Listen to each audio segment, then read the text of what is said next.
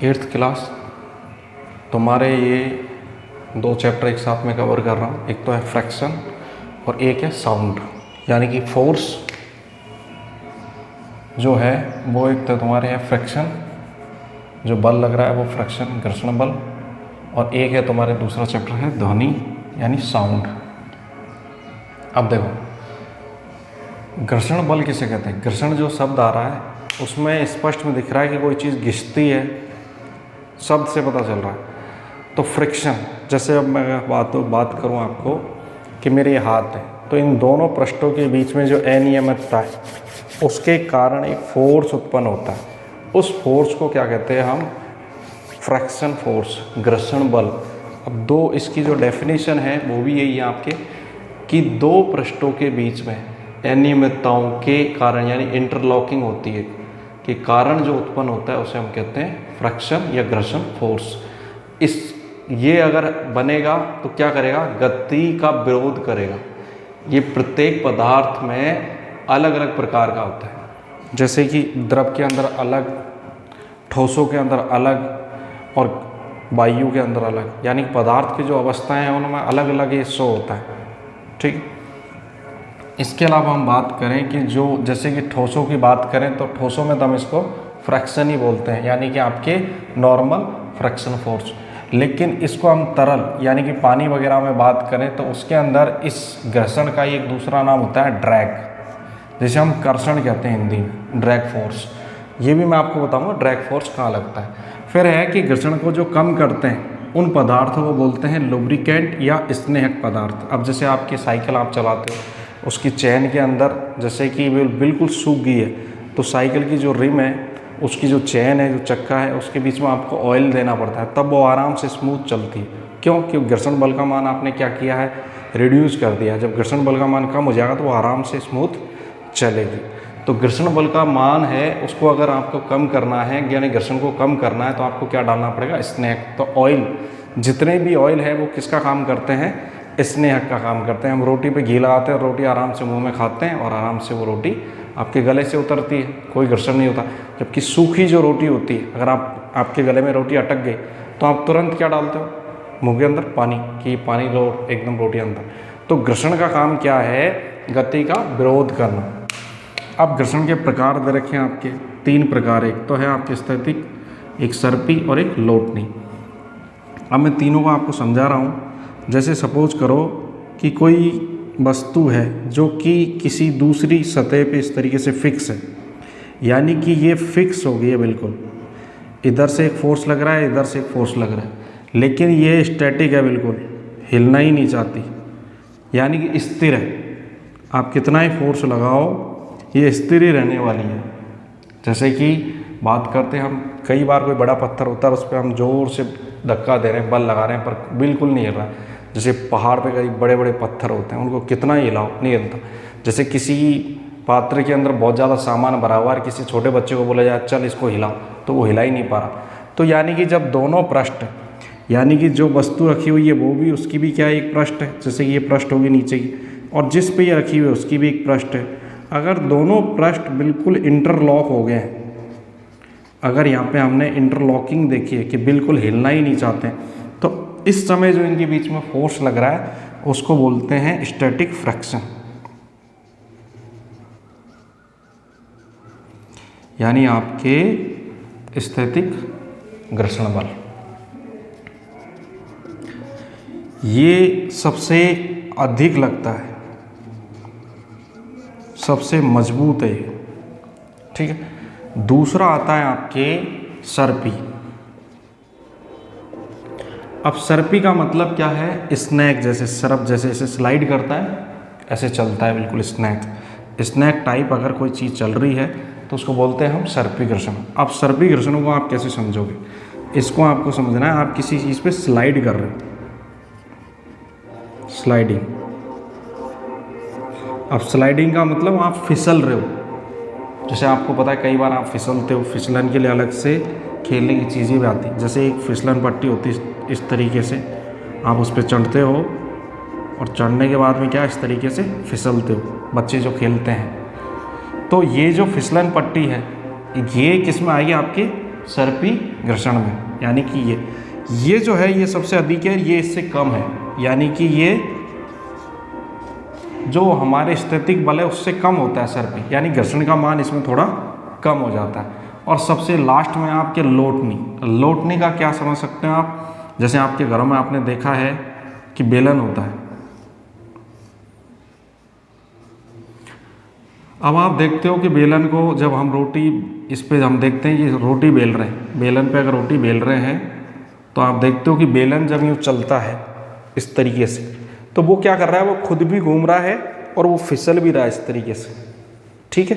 तो इसको बोलते हैं हम आपके रोलिंग, यानी कि आप रोल कर रहे हो, घूम रहे हो। तो ये जो है इसमें फ्रिक्शन यानी घर्षण सबसे कम लगता है। सबसे कम घर्षण किसमें लगेगा, आपके रोलिंग, जो आपके है लोटनी घर्षण के अंदर। तो आपसे डायरेक्टली क्वेश्चन पूछा जाता है कि सबसे अधिक घर्षण का बल मान किसमें होगा, स्थैतिक, उससे कम किसमें होगा, सर्पी में, और सबसे कम मान किसमें होगा, आपके लोटनी यानी कि आपके रोलिंग फ्रिक्शन के अंदर। तो सबसे ज़्यादा आपके स्टैटिक, उससे कम आपके स्लाइडिंग, और सबसे कम आपके रोलिंग, यानी कि आपके स्थैतिक और आपके सर्पी और आपके लोटनी। ये क्रम पूछा जाएगा। मैंने आपको बता दिया है कि इसके अंदर क्यों हो रहा है, क्योंकि बेटा इसके अंदर क्या है कि दोनों की दोनों जो पृष्ठें हैं वो बिल्कुल स्थिर है, ना तो जो वस्तु हमने रखी वो हिलना चाहती है, ना नीचे की पृष्ठ। यहाँ पे क्या हो रहा है कि यहाँ पे एक वस्तु बिल्कुल स्थिर है, यानी कि ये जो वस्तु है ये बिल्कुल स्थिर है, जिस पर हम स्लाइड के लिए चढ़े हैं ना, ऊपर स्लाइडिंग का जो लोहे की जो बनी हुई स्लाइडिंग है मशीन, वो बिल्कुल स्थिर है। लेकिन आप क्या कर रहे हो, उस पर स्लाइड कर रहे हो, घुड़क रहे हो, यानी कि उस पर घुड़कना नहीं, सॉरी, फिसल रहे हो। आप उस पर क्या कर रहे हो, फिसल रहे हो। लास्ट में है कि हमने बेलन का एग्जाम्पल आपके घर से ही लिया है, बिल्कुल नॉर्मल, जिससे आपको समझ में आए। इस पर क्या कर रहे हो कि आप स्लाइड कर रहे हो, ऐसे घुमा रहे हो चीज़ों को। तो इसमें क्या है कि ये लगातार ऐसे मूवमेंट कर रही है इस तरीके से, और फिर दोबारा इस तरीके से मूवमेंट कर रही है, एक बार यूं और एक बार यूं, एक बार यूं, एक बार यूं, तो ये राउंड राउंड घूम रही है। तो ये रोलिंग आपके क्या फ्रिक्शन है। तो इसमें क्या है, आप खुद देखो कि इसमें गति का विरोध सबसे कम हो रहा है, इसमें भी गति का विरोध होगा, लेकिन इसमें गति का विरोध सबसे ज़्यादा होगा। जिसमें गति का विरोध भरपूर मात्रा में हो रहा है, यानी अच्छे से गति रुक रही है, वो आपके कौन सा होगा, स्थैतिक। और यही तो हमारा टॉपिक है कि घर्षण। तो सबसे अधिक घर्षण का बल का मान किसमें होगा, आपके स्थैतिक में। सबसे कम मान किसमें होगा, आपके लोटनी में। और बीच का मान किसमें रहेगा, सर्पी घर्षण में। दोबारा बता रहा हूँ, दो पृष्ठों के बीच अनियमितताओं के कारण, इंटरलॉकिंग के कारण जो उत्पन्न होता है उसे घर्षण कहते हैं। गति का विरोध करता है, ये प्रत्येक पदार्थ में अलग अलग करेगा। तरल के अंदर जो घर्षण पाया जाता है उसे घर्षण कहते हैं, यानी कि ड्रैग कहते हैं उसे। और घर्षण को जो कम करते हैं उन पदार्थों को क्या कहते हैं, स्नेक या लुब्रिकेंट। जितने भी ऑयल वगैरह है, सब्सटेंस है, वो सारे के सारे। घर्षण के प्रकार कितने हैं, 3, स्थैतिक, सर्पी और लोटनी, ठीक है। तो यही चीज़ें आपसे यहाँ से पूछी जानी है। अब जैसे कि आपको पता है कि आप देखते हो अखाड़े में कोई कबड्डी खेल रहा है या फिर कोई जिम्नास्टिक कर रहा है, तो वो क्या करते हैं, अपने हाथों पे फिसले नहीं, इसलिए वो पाउडर वगैरह या मिट्टी वगैरह अपने शरीर पे लगा लेते हैं। इसके अलावा अगर हम देखें तो जैसे कि कई बार देखते हैं हम कैरम खेलते हैं, कैरम। तो कैरम में क्या, हमारे हाथ नहीं फिसले, जो हमारी गोटियाँ वो फिसले नहीं, उसके ऊपर हम क्या डाल देते हैं, थोड़ा सा पाउडर डाल देते हैं, ठीक। तो ये सब किस लिए करते हैं हम, ये सब हम घर्षण को बढ़ाने के लिए करते हैं। अगर घर्षण बढ़ेगा तो हमारी पकड़ मजबूत होगी, और हमारी पकड़ मजबूत होगी तो हम छूटे नहीं। अब घर्षण के लाभ भी है और नुकसान भी है।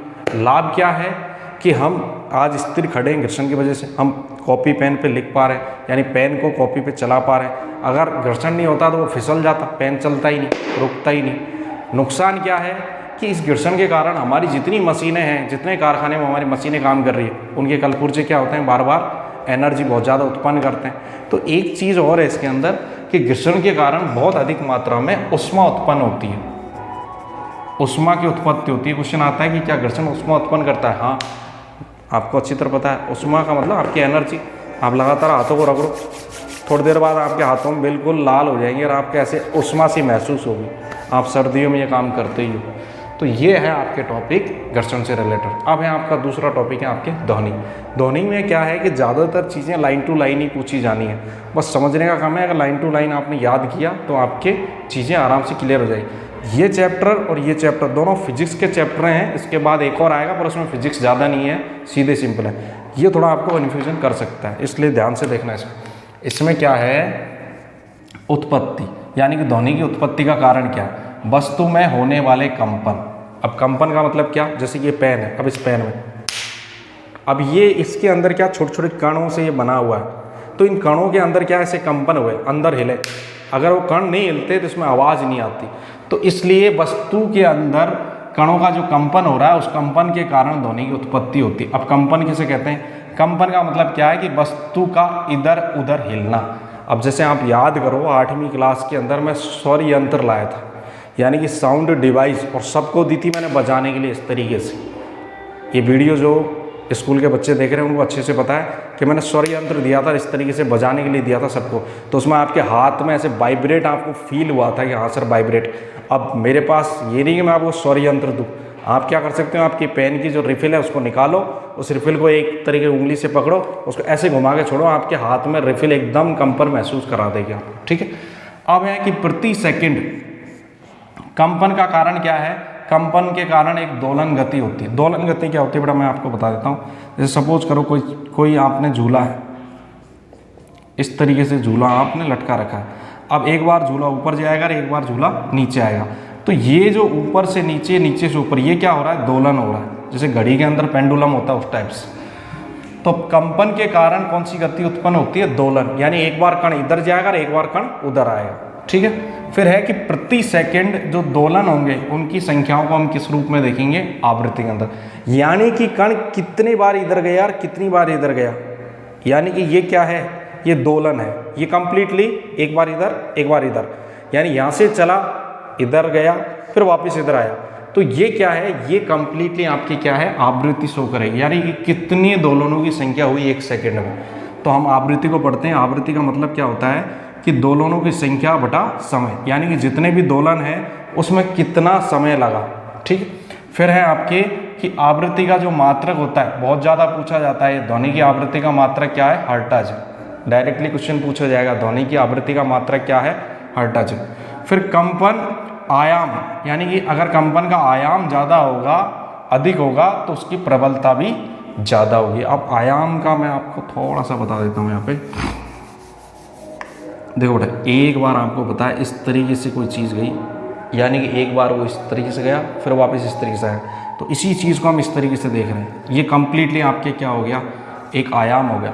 अगर आपने बहुत जल्दी जल्दी बोला है, बहुत जल्दी जल्दी बोला है, और आपकी जो आयाम है वो एकदम, जैसे कि आप देखते हो कि कोई चीज़ इतनी जल्दी जल्दी जा रही है और कोई चीज़ ऐसे जा रही है आराम से, तो जो खड़क खड़क की आवाज़ आती है, मोटी आवाज़ें कैसे आती है, आराम से आती है।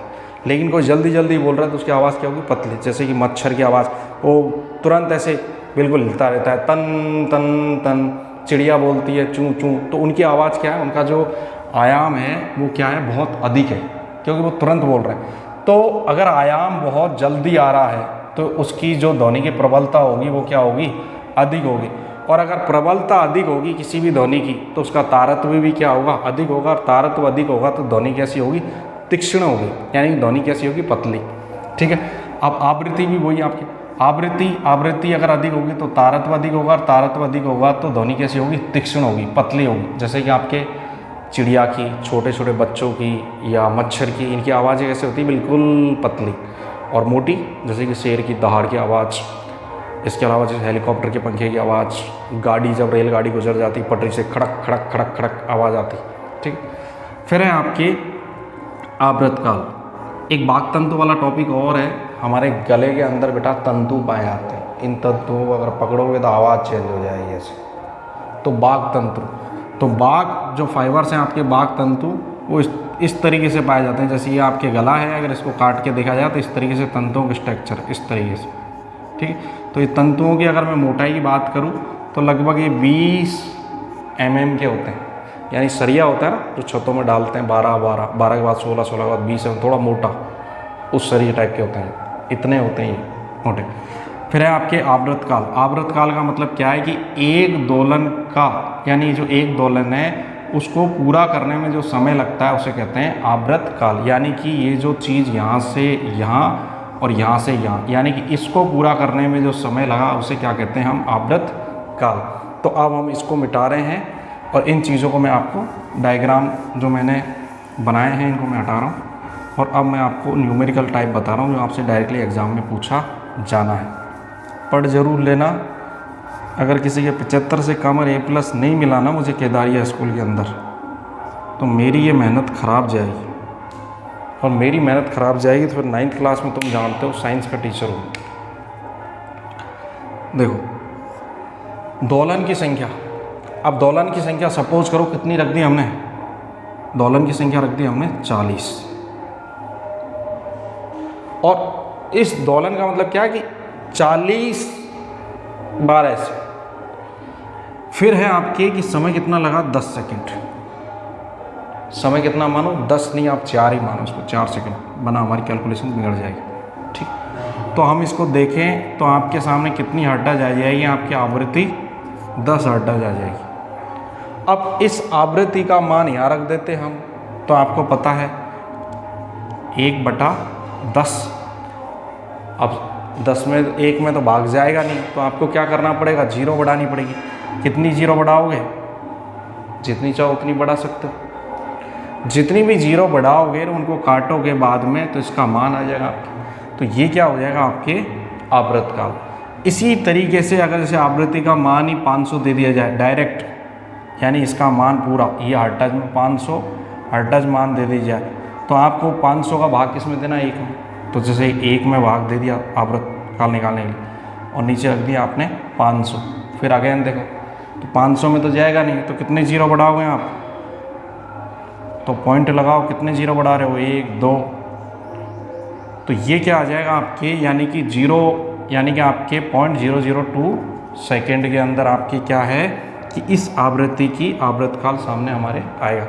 फिर लास्ट में है आपके जो आपके सबसे ज़्यादा सीधा है कि मनुष्य कितनी आवृत्ति की ध्वनि को सुन सकता है, तो 20 हर्ट्ज से 20,000 हर्ट्ज की आवृत्ति की ध्वनि को सुन सकता है, यानी कि केवल 20 से 20,000 हर्ट्ज की आवृत्ति की ध्वनि को वो सुन सकता है। बेटा मेन चैप्टर थे फिजिक्स के, ये तुम्हारा सिलेबस बहुत कम है इसलिए दोनों चैप्टर एक बोर्ड पे आ गए। इतना पढ़ लोगे तो काम चल जाएगा। अब 2 चैप्टर और बचे हैं, इनको और समझा दूंगा मैं तुम्हें, उसके बाद में तुम्हारा चैप्टर ख़त्म, यानी कि एक वीडियो और बनेगा 6 के बाद में 7। 7 वीडियोज़ को अगर एक दिन में बैठ के अगर 2-3 बार तुमने देख लिया तो तुम्हारा आराम से काम हो जाएगा।